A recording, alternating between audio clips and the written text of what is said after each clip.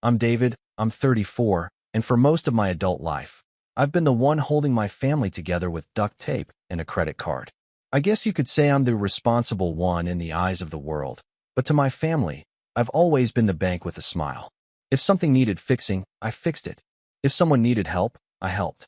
Birthdays, weddings, school fees, broken cars, rent accidents, I was the one they came to. Not because I was the wealthiest, far from it, but because I never said no. That was my mistake. Saying yes made me useful, and being useful kept me close to them. Or so I thought. It wasn't always like this. My parents raised me with the idea that family comes first, no matter what. My dad died when I was 15, and after that, I became the unofficial man of the house. My mom crumbled emotionally for a while, and my younger sister, Vanessa, leaned on me for everything, from rides to school to late-night talks about boys and breakups. I never minded. She was 5 years younger than me, and at the time, I figured taking care of her was just part of being a good big brother. But something shifted after college. She came back with this new, inflated confidence, like the world owed her something.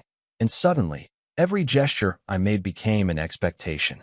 My generosity turned into her entitlement. Vanessa is 29 now, still living like a socialite on an entry-level salary.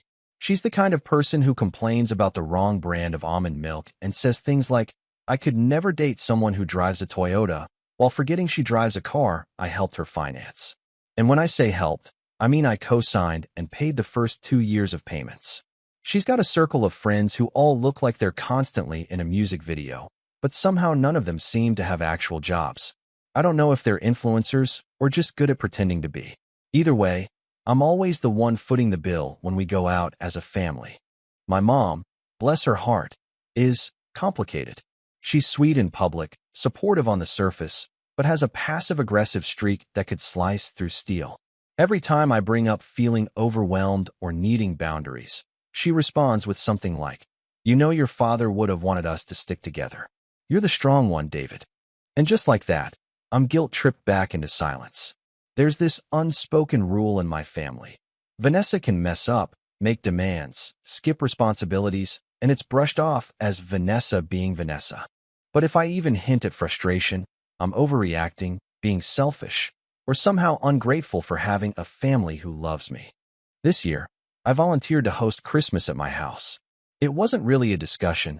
It was more like Vanessa saying, "You should host. Your place is the nicest," and everyone else nodding in agreement before I could get a word in. Truthfully, I didn't mind at first. I have a decent place, 3 bedrooms, modern kitchen, cozy living room, and I'd spent the last few years making it feel like home. After a rough breakup earlier this year, I figured maybe hosting Christmas would give me that warm sense of togetherness I'd been missing.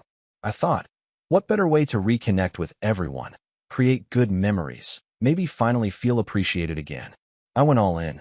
I'm talking full decor, wreaths, garlands, lights on the house, custom stockings with everyone's name, and even a themed centerpiece for the dining table. I ordered a catered holiday meal from a local gourmet chef, spent hours organizing the seating chart, because Vanessa once flipped out over being seated too far from the action at Thanksgiving. And most significantly, I dropped $12,000 on gifts. I don't say that for sympathy, but to paint the full picture. I wanted it to be perfect. Not just good, not just okay, perfect. Because deep down, I hoped that if I made it special enough, if I gave enough, they'd finally see me. Not just the wallet. Me. Vanessa sent me her wish list in mid-November. It was a PDF. A literal, branded PDF. She included links, prices, and descriptions like, "Must be this color," or "Not this brand." Oh no. I stared at it, stunned. It wasn't a wish list, it was an order form.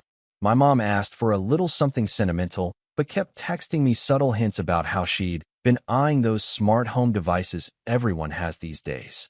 My cousins, who rarely text me otherwise, suddenly began dropping messages like, "Yo man, can't wait for Christmas.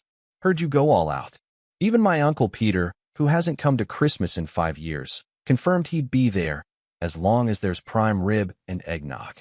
I was hemorrhaging money and barely sleeping, but I kept telling myself it would all be worth it. The week before Christmas, the house was finally done up. Sparkling lights, scented candles, snowflake window clings. Pinterest would have been proud. I was in my living room late one night, wrapping the last of the gifts, Vanessa's $800 Dyson hair tool set, and sipping hot cocoa when I heard laughter from the guest room. Vanessa was staying over early, claiming she wanted to help with the preparations. In reality, she spent most of the time scrolling on her phone and taking selfies in front of the tree. That night, I passed her door on the way to the kitchen and heard her talking on the phone, the kind of loud whisper people use when they want to be overheard but still want plausible deniability. At first, I wasn't trying to eavesdrop. I just froze when I heard my name. "No, seriously," she was saying, followed by a fake, breathy laugh. "We only pretend to like him because he pays for everything. I swear, it's like his whole personality is buying stuff. It's kind of pathetic." I just stood there. My heart thudded in my chest, and I couldn't move. I felt like a statue. My brain started doing this weird thing where it tried to explain it away. Maybe I misheard. Maybe she's talking about someone else. Maybe she didn't mean it. But then she laughed again and added, "I mean, don't get me wrong. I love how generous he is. But like, if he stopped paying for stuff, what would even be the point?" That one hit me like a slap. She wasn't talking to a stranger. She was on speakerphone with one of our cousins, Ashley. I heard her chime in, "Right? He's like the family ATM. I don't even think he realizes it. So sad." They both laughed again. Then Vanessa said, "Ugh, I just hope he got me the right version of the Dyson. If it's the cheap one, I'm leaving it behind." I backed away slowly and sat in the dark hallway for what felt like hours. My stomach was in knots. I couldn't believe what I'd just heard, but there it was, echoing in my mind. We only pretend to like him because he pays for everything. The people I was bending over backward for, the people I thought I was making happy, were mocking me behind my back like I was some clueless clown. I didn't sleep that night. My mind kept going in circles, replaying every moment from the last few years. Every holiday, every time they joked about how I always pick up the tab. Every awkward silence when I tried to bring up feeling tired or needing help. Every time Vanessa talked down to me in that sugar-sweet voice she used when she wanted something. And every time I mistook it for love. By morning, I made a decision. A quiet, cold decision that settled in my chest like a block of ice. I was done being the fool. I had 5 days until Christmas. And for once in my life, I wasn't going to say yes. I was going to vanish. But not before giving them exactly what they deserved. For the next few days, I pretended like nothing was wrong. I smiled. I nodded. I cooked meals. I even let Vanessa use my Amazon Prime account to order last-minute stocking stuffers, which, unsurprisingly, were just more things for herself. Inside, though, I was rotting. Every laugh from her sounded fake. Every "thank you" felt like manipulation. I watched her move through my house like she owned it, parading around in her designer loungewear, treating me like a butler. And the more I noticed it, the more it became clear, this wasn't new. I just hadn't let myself see it before. 2 days after I overheard that phone call, I was out on the porch setting up the fake snow machine Vanessa insisted we needed for the aesthetic when my cousin Ashley arrived early. She brought her boyfriend and made a big show of squealing when she saw the decorations. "OMG, it's like a movie set," she said, whipping her phone out to take Instagram stories without even saying hi to me. Her boyfriend gave me a half-hearted bro nod, then followed her inside. I stayed outside, pretending to fiddle with the power cord, and heard her say loudly, "I told you, he's so extra. Wait till you see the gifts. He probably spent 5 figures again. Watch, he'll cry if we don't do a group photo or something. He's, like, super emotional now." I didn't cry. Not then. But I wanted to. Instead, I turned off the fake snow machine, walked back into the house, and told myself to just get through the next 3 days. I had a plan now. I just had to hold the mask on long enough. By the time Christmas Eve rolled around, the house was full. Vanessa had invited 3 of her friends without asking me. They were staying in my guest room in my office, and I caught one of them using my toothbrush and then laughing about it when I confronted her. "Relax," she said, giggling. "It's not like I gave you cooties." Vanessa overheard and rolled her eyes. "David, don't be such a germaphobe. It's Christmas. Chill." That same night, my Uncle Peter stumbled in drunk around 10 p.m. and knocked over the nativity set I'd spent an hour arranging. He laughed and blamed the carpet. When I started cleaning it up, he stood there watching and said, "Man, you've really gone soft since high school. You were cooler when you had a backbone." I didn't even respond. I just kept putting the little porcelain pieces back in place. I barely slept that night. I couldn't. I lay awake in bed listening to muffled music, laughter, and the sound of people opening the fridge like it was their own. My house didn't feel like mine anymore.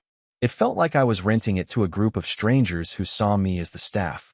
I didn't feel like a host. I felt like a ghost. Then came the moment that broke me. Christmas morning. I woke up early, before everyone else, and quietly loaded the last of my bags into the car. My flight was at 10:45 a.m. to Nassau. I'd booked it 2 nights ago, along with a beachfront villa for the week. It cost me a fortune, but at that point, I didn't care. It was either that or scream at everyone and burn every bridge in the family. And strangely, I didn't want a scene. I wanted silence. I wanted to disappear so thoroughly that they wouldn't even know where to aim their fake concern. But before I left, I had to see what they'd do. Call it petty, call it closure. I needed to know. So I stayed just long enough to hear Vanessa walk down the stairs and say, "Ugh, where's the coffee?" I thought David always made it. I was standing just out of sight in the hallway, fully dressed, keys in hand.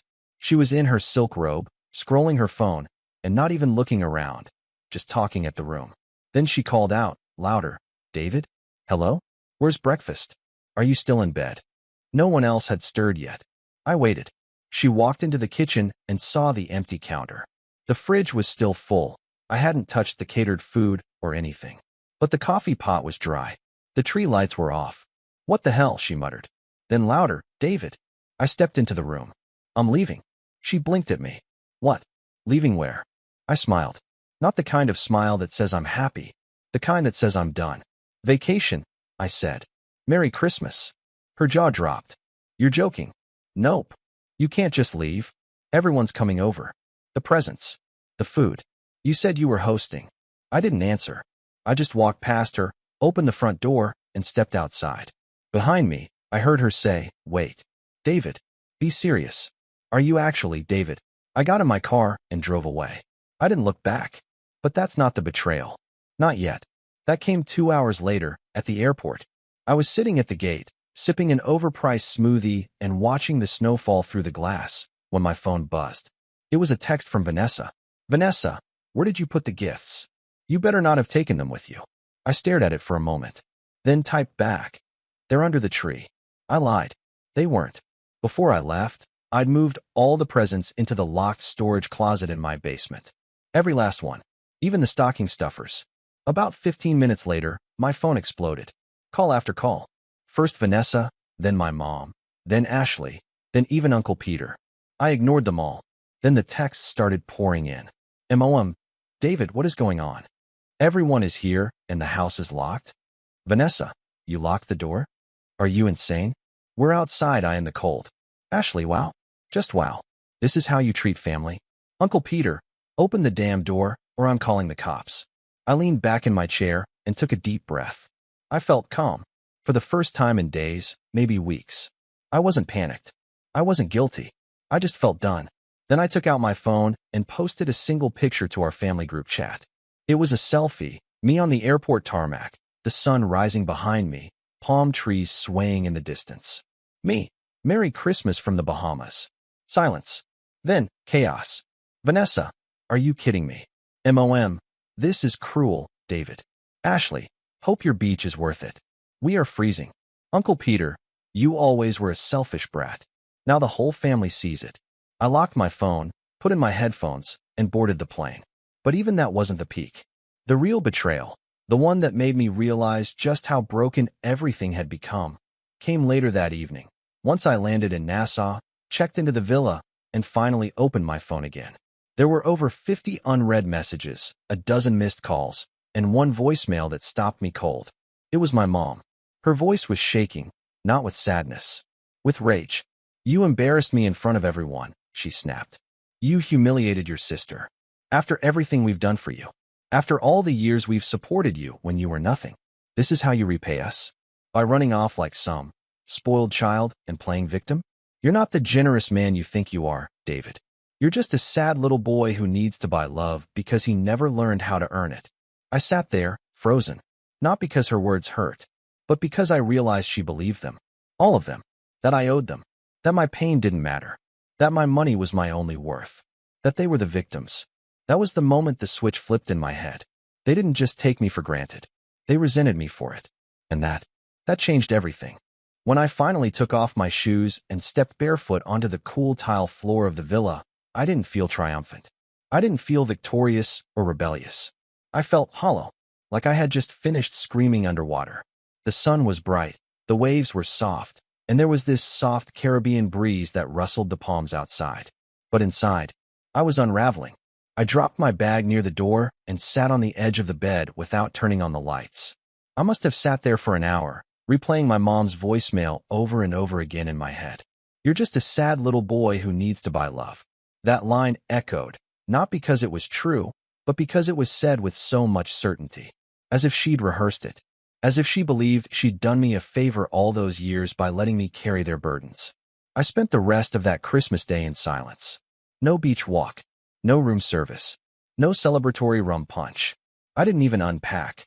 I lay on my side, fully clothed, phone face down, and stared at the ceiling fan. I thought about every moment over the last 10 years where I'd handed over my time, my energy, and my money like a receipt for belonging. All those holidays I worked overtime to afford something special. All those birthdays I overcompensated for because no one else could be bothered. The graduation party I paid for when Vanessa finished college, complete with the photo booth, catered sushi, and DJ, which I never got a thank you for. The mortgage payments I covered when Mom just needed a little help during that rough patch. I'd built a house of cards made of approval, and it collapsed with one voicemail. The next morning, I woke up around 9 a.m. to a blinding sunrise flooding the villa. My head hurt, not from alcohol, but from emotional hangover. My phone buzzed on the nightstand, but I ignored it. I knew what it would be. More guilt, more anger, more twisted logic where I was the villain. I wasn't ready for it. Instead, I showered, put on clean clothes, and stepped outside for the first time since arriving. And just like that, I was hit with the scent of salt, the gentle crashing of waves, and a breeze that didn't judge me. The villa's backyard opened directly onto a private stretch of beach. No tourists, no music, just sand, sea, and me. I stood there for a long time, my feet buried in the sand, staring out at the horizon. That's when it hit me.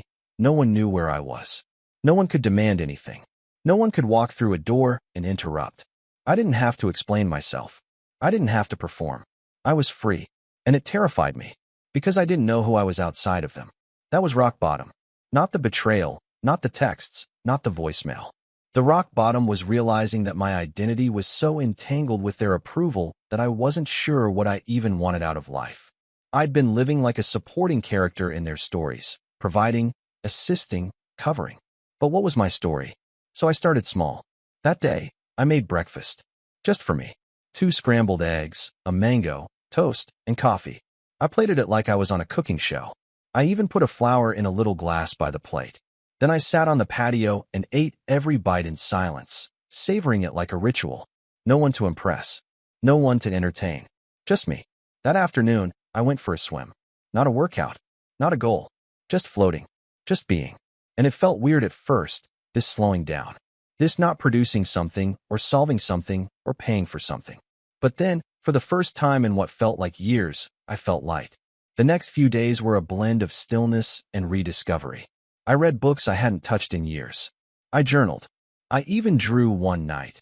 Badly, but it reminded me that once upon a time, before the family chaos, I wanted to be an illustrator. That version of me had been buried under invoices and expectations. I didn't post anything to social media except a single photo on day 3, a seashell in my palm, captioned, "Not everything beautiful has to be earned." I didn't tag anyone. I didn't check comments. It wasn't for them. And slowly, the messages began to die down. The anger fizzled. The drama moved on without me. Vanessa posted some dramatic story about being abandoned on Christmas, clearly trying to paint me as some heartless monster. But I didn't engage. I didn't even watch it. Let them craft whatever narrative they needed to feel like victims. I knew the truth now. They didn't just take advantage of me. They needed me to stay small, to stay grateful, so they could feel bigger, better, more important. And any time I tried to set boundaries, they twisted it into guilt. But I wasn't playing that game anymore. The turning point came on the 5th night. I was walking down the beach at sunset, sandals in hand, watching a group of kids build a sandcastle while their dad snapped photos. They were laughing, covered in sand, completely in the moment. And it hit me like a wave. I wanted that. Not necessarily the family part, but the freedom to build something for myself. Something joyful. Something real. When I got back to the villa, I made a list. I titled it, Things I Gave Away Too Easily. It started with obvious stuff. Money, time, holidays. Then it got deeper. Self-worth, boundaries, creative dreams. By the end of the page, I was crying. Not because I was sad. Because I was angry. Angry at myself for how long I let it happen. Angry that I thought loyalty meant silence. Angry that I kept shrinking so others could feel comfortable. And right beneath the list, I wrote in big, all-caps letters, "No more." I spent the next day doing something radical. I wrote a resignation email. Not from a job, but from my role in the family. I didn't send it, but I needed to see it. I wrote, effective immediately, I am stepping down as the family caretaker, emotional punching bag, and financial backup plan. I am not angry. I'm just finished. I hope you find peace. I'm finding mine. And I meant it. When I returned home a week later, the house was exactly as I'd left it. Untouched. Clean. Peaceful. It was like a reset button had been pressed. I walked through the living room, looked at the still-decorated Christmas tree, and chuckled. I never took the ornaments down. I just unplugged the lights and left them. A monument to the version of me that died on Christmas morning. The next day, I unlocked the basement storage closet, took the boxes of gifts out, and returned almost everything. Some stores gave me full refunds. Some didn't. I didn't care. The act of undoing it was cathartic. One by one, I erased the financial breadcrumbs I had left in everyone's lives. I stopped answering Vanessa's texts. I left the family group chat. When my mom called me a week later, I let it ring out. Then I sent her a short message. I need time to heal. Please respect that.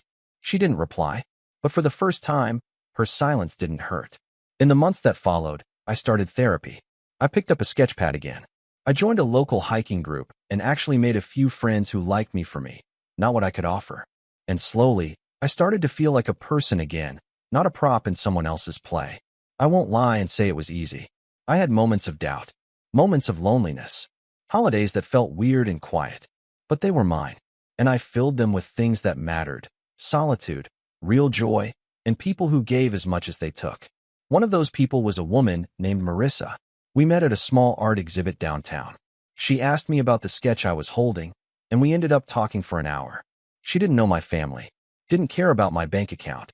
She laughed at my jokes, asked about my favorite book, and when I told her about the Bahamas and the whole saga, she didn't pity me. She said, "Good. It's about time someone did what you did." And in that moment, I realized something profound. Rock bottom wasn't the end. It was the door, the one I had to hit, so I'd finally stop knocking on all the wrong ones. And now I'm walking through the right ones. I didn't set out looking for revenge. Not at first. In the beginning, it was just about peace, distance, healing, learning who I was without playing the role they'd carved out for me. But the deeper I dug into my own life, the more I started to see the rot clearly. I wasn't just used. I was manipulated. My kindness had been turned into currency, my generosity into obligation. And the people who were supposed to love me the most had quietly built an entire ecosystem around draining me dry. And what truly snapped something in me? It wasn't the voicemail or the avalanche of guilt texts, or even Vanessa's Instagram post where she played the abandoned little sister card while posing in front of my locked front door with some caption like, "Guess we know who family really is." That was just her usual performance art. No, what changed everything was what came a month later. I got a letter in the mail, real paper, stamped and sealed, from my mother. It wasn't an apology. It was a request. Inside was a typed message, complete with bullet points and bold text. She was planning Vanessa's 30th birthday party, and she wanted me to host it at my house. Not if I wanted to. Not if I was available. She wrote, "We are assuming you'll do it, since your place is the nicest and you've always been the most organized." She listed estimated headcount, 40 plus, expected menu themes, and even suggested decor packages I could purchase. She included a PS at the bottom. "Please don't be dramatic like Christmas. Vanessa's been through enough." I stared at that letter for 10 minutes, then laughed. I laughed so hard I had to sit down. It was that kind of laugh you let out when the insanity becomes so clear, it's almost funny. Almost. And then I got very, very quiet. I wasn't going to burn bridges. No, I was going to rebuild one, so I could walk them across it and pull the support beams out from underneath them at the perfect moment. That night, I started the plan. It wasn't about vengeance in the flashy movie sense. No dramatic confrontations. No shouting matches. I didn't want chaos. I wanted clarity.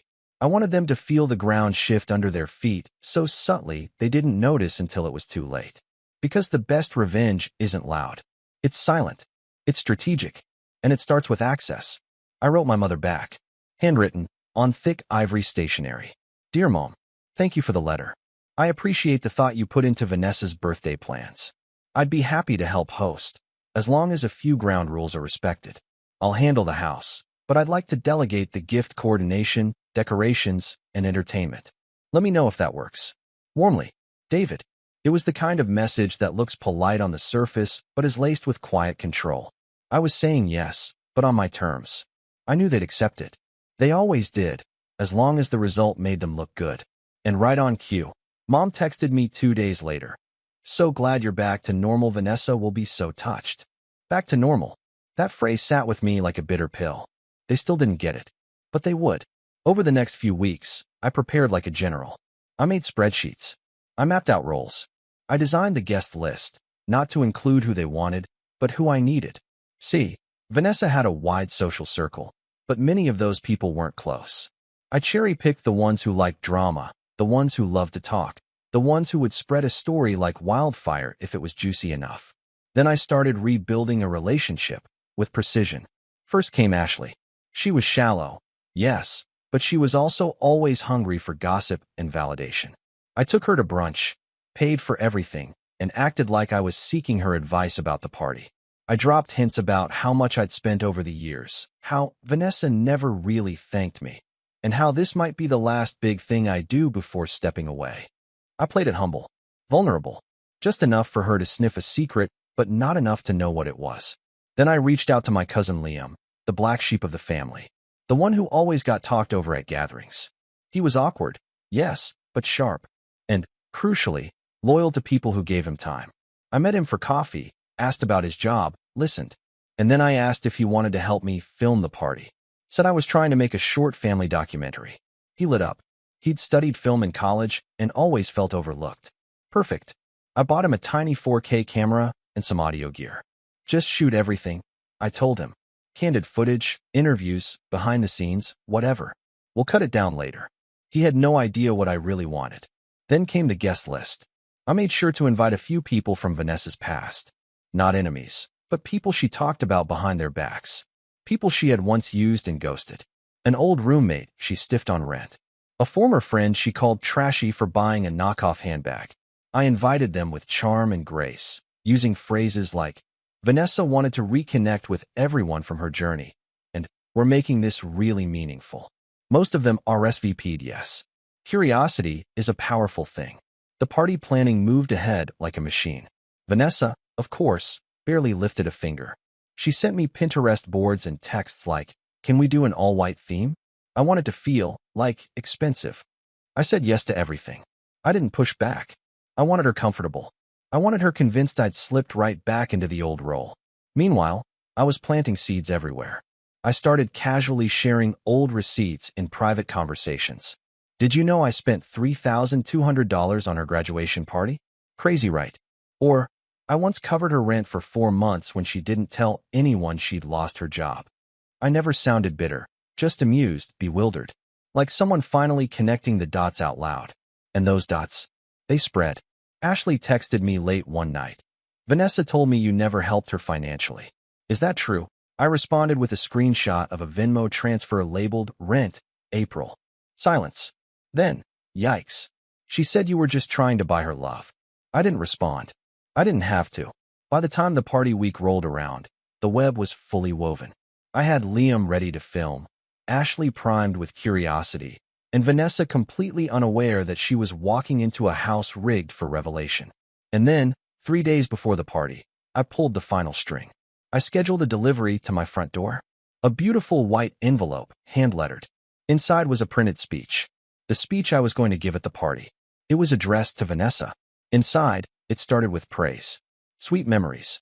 Childhood stories. how much she'd meant to me growing up. Then, halfway through, it shifted. It listed every dollar I'd spent. Not angrily, just factually, just documented. Then it spoke about love, and how real love doesn't come with conditions. How gratitude isn't about repayment, but recognition. And how sometimes the people who give the most are the ones you see the least until they're gone. I had no intention of reading it aloud, but I wanted her to wonder. And that was the beauty of it all. She read it. Ashley confirmed it. Vanessa called her crying the night she received it. He's going to embarrass me, she said. He's going to make me look ungrateful. And Ashley, God bless her, responded, well, are you? By the time the day of the party arrived, the stage was set. The house looked perfect. White roses, crystal glasses, soft music. I was dressed in a crisp navy suit, smiling, hosting, pouring champagne like nothing had changed. But everything had. And by midnight, the mask would shatter. And Vanessa? She'd finally see the mirror I'd been quietly polishing for months. The party started like a dream. Guests arrived in waves, dressed in whites and silvers, posing for photos in front of the V30 balloon arch in my backyard. The champagne flowed. The catered sushi boats were a hit. A violinist played near the pool. Vanessa walked around like she owned the world, hugging people she hadn't spoken to in years, dropping names, tossing her hair over her shoulder like she was walking a red carpet. And I played the perfect host. I smiled, refilled drinks, thanked people for coming. I was warm, present, and quiet, never drawing too much attention, just enough to keep everyone comfortable. I greeted Vanessa like nothing had ever happened between us. She acted surprised, like she wasn't sure whether I'd still be cold from Christmas, but she hugged me anyway and whispered in my ear, "You didn't have to go all out like this, but I'm glad you did." I just smiled and said, "Of course. You deserve it." She beamed. She had no idea. Liam, meanwhile, was floating through the crowd, camera in hand, capturing candid footage just like I asked. He was a natural, asking little questions here and there, panning over decor, filming clinking glasses, impromptu "What do you love most about Vanessa?" soundbites. It was all part of the setup. Around 9 p.m., we gathered everyone around the pool for the toast. Vanessa stood on the raised stone platform in front of the fire pit, arms open wide, bathed in candlelight. She looked stunning, I'll admit. Long white satin dress, hair curled, makeup flawless. She tapped her glass. "I just want to say," she began, her voice already slightly slurred from the champagne, "this is honestly one of the most amazing nights of my life. And I owe it all to my big brother. David, you've always gone above and beyond for me. You're like, I don't know, my guardian angel or something." Polite laughter rippled through the crowd. She turned to me and raised her glass. "Thank you for this. Seriously, I don't say it enough, but I love you." Everyone clapped. Someone shouted, "Speech." Others joined in. She turned back to me, giggling. "Come on, David. Say something." I stepped forward slowly, feeling my heartbeat in my ears. Liam was behind me, camera rolling. I cleared my throat. "Vanessa, you've always had a way of making an entrance." She laughed. The crowd laughed. I smiled gently and continued. "I'm not usually the one holding the microphone, but tonight, I wanted to do something a little different. Because turning 30? It's a milestone, and you only get one shot to say something that really matters." The crowd went quiet. I reached into my pocket and pulled out a small stack of envelopes. Thick, cream-colored, tied with a gold ribbon. "Tonight, I want to give you a gift that isn't on your wish list. In fact, it's not just for you." I turned to the crowd. "It's for all of you." Vanessa shifted on her heels. "Wait, what's going on?" I handed a few envelopes to Liam and motioned for him to begin passing them around. Inside these envelopes are receipts, literal and emotional. People started murmuring. These are records of the last 10 years. What I've spent, what I've covered, what I've forgiven. There's no shame in them, no bitterness, just truth. Because sometimes we get so comfortable being taken care of, we forget to ask what it's costing the other person. Vanessa stepped forward, eyes wide. "David, what is this?" I met her gaze. A mirror. Some guests were already reading. The whispers spread like wildfire. Liam stood near the pool with his camera aimed at Vanessa as she flipped open one of the envelopes and scanned the pages. Her face drained of color. What is this supposed to be?" she said, her voice rising. "This is petty. This is manipulative. You're making me look like a monster." "No, I said calmly. You did that all by yourself. I'm just turning on the lights. Gasps rippled through the crowd. A few people were shaking their heads. One of Vanessa's old roommates, Nina, held up a page. Is this real? You paid her rent for 6 months. 10, I said softly. The 6th was just the last I could prove. Vanessa's jaw tightened. Why are you doing this? On my birthday? Because you made Christmas about yourself, I said. And when I finally stood up for myself, you told everyone I was heartless, that I abandoned the family, that I was pathetic.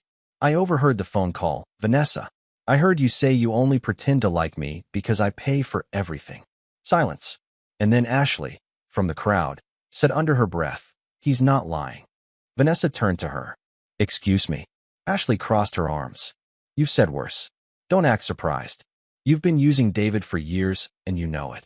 The guests looked around uncomfortably. One by one, the illusion was unraveling. People began backing away. Some returned the envelopes to me quietly, nodding in quiet understanding. Others looked at Vanessa with a mixture of pity and disbelief. My mother stepped forward, trying to save face. David, this was cruel. I don't know what you think this accomplishes. I think it accomplishes freedom, I replied. For the first time in my life, I'm not hiding behind my own generosity. I'm showing my work. And if that makes people uncomfortable, so be it. She tried to speak again, but I held up a hand. No more guilt, Mom. No more manipulation. I'm not the family vault. I'm not your safety net. I'm a human being, and I'm done being quiet about how much I've given. Then I turned to the guests, holding my glass.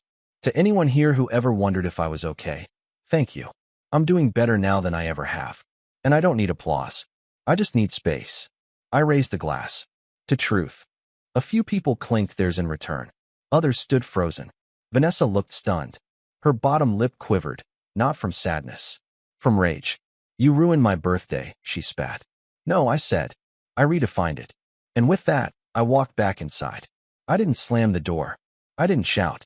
I just left them there, blinking in the glow of fairy lights and the weight of exposure.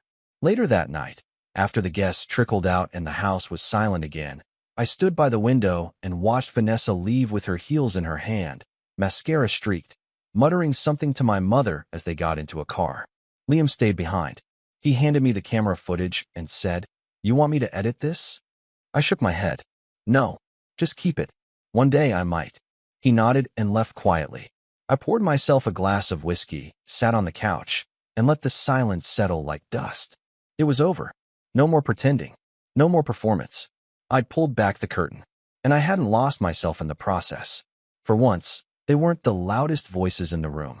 I was, and I didn't raise my voice to do it. Sometimes, the most powerful revenge isn't destroying someone. It's making sure they finally see themselves.